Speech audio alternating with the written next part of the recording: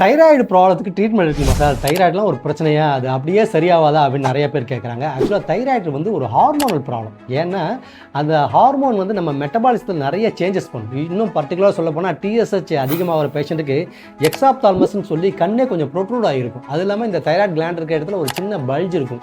So மெட்டபாலிசத்தில் நிறைய changes வருதுன்றதுனால ஆளே கொஞ்சம் ஒபிசிட்டி அவங்களுக்கு டெவலப் ஆகும். அது இல்லாமல் டயபெட்டிஸ் மிலிட்டஸ் வரதுக்கான வாய்ப்புகள் இருக்குது. அது இல்லாமல் அது பிசிஓடி அப்படின்னு சொல்லி டிஎஸ்ஹெச் லெவல் அதிகமாக இருக்கிறதுனால இன்ஃபெர்டிலிட்டி வரதுக்கான வாய்ப்புகள் கூட இருக்குது அப்படின்னு சொல்கிறாங்க. ஸோ இந்த மாதிரி மல்டிபிள் ப்ராப்ளம் இந்த டிஎஸ்ஹெச் எலிவேஷனால் வருதுன்றதுனால கண்டிப்பாக நம்ம தைராய்டை அட்ரஸ் பண்ணியே ஆகணும். அதுக்கான சரியான ட்ரீட்மெண்ட் ப்ரோட்டோகாலை கொடுத்தே ஆகணும்.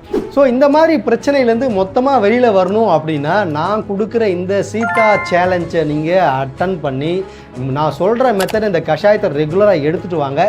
இந்த ஒட்டுமொத்த பிரச்சனையும் சால்வ் ஆகி நீங்கள் வெளியில் வரீங்களா இல்லையான்னு பாருங்கள். 3 மாதத்தில் இதே வீடியோவில் கீழே கமெண்ட்டில் போடுங்க. Stay tune.